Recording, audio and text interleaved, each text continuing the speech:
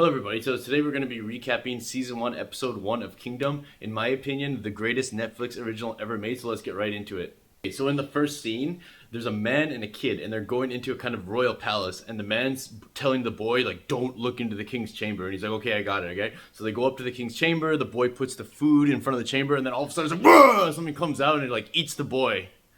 So in the next scene, there's these guards, and they're looking at these posters written in Chinese characters in red, and it says that the king has died, and that the crown prince is now officially the new king. And they're like furious, and they're looking at the guards and like, why did you let these posters get up? And they're like, oh, sorry, sir, like let us, like please spare lives. And he's like, no, and he like chops their heads off. So now in the next scene, the crown prince is sitting in front of the queen's palace, and then the queen comes out, and clearly they have a frosty relationship, and she is clearly not his biological mother because she's very, very young, almost about the same age as the crown prince at that time. And then the crown prince is like, oh, like, your majesty, can I see my father? And she's like, no, he has smallpox or something like this, and if you get it, then and everyone's gonna die, and the kingdom will fall because there'll be no king, so absolutely you can't see the king.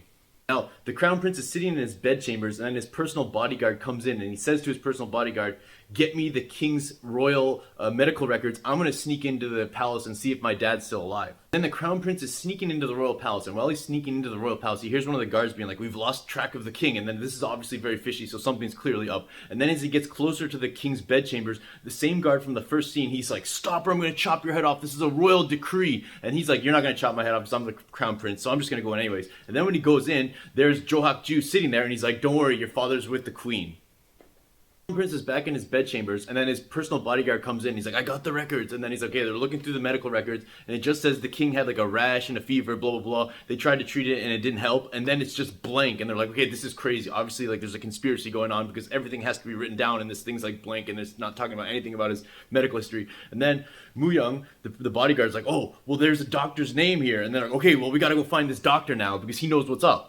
Cuts to a little medical clinic deep inside the forest, and there's a nurse and a patient, and the patient's like, there's no food here, we're all starving, and the nurse is like, just chill, the government's gonna get us some food. And then the patient's like, no way, like, everybody's starving, everyone's gonna die, like, the whole city's starving, like, don't count on it. And just as they're talking, the doctor shows up again, and he's carrying a little box with him, and inside the box is the boy that was eaten. And then the nurse is like, what happened to Danny? And then the doctor's like, nothing happened, so it's super sus.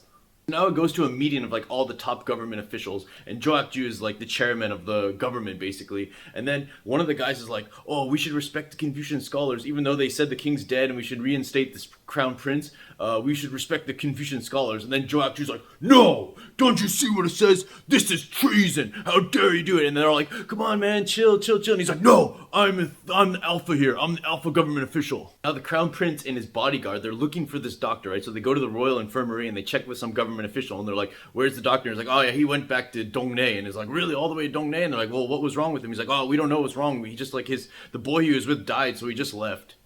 The crown prince, he turns to his bodyguard, he's like, we gotta go to Dongnae, we gotta find this doctor. And the bodyguard's like, you wanna go all the way to Dongnae? That's like the other side of the country, we're gonna get killed by bandits, and you're super pampered and everything, you're not gonna make it. And he's like, bro, we gotta go, because it was me who put up the posters, because they're gonna kill me if I am not the king. This is because the crown prince was born of a concubine, so he's not like a legitimate king, but the current queen is pregnant, and that will be a boy, and that will be the king.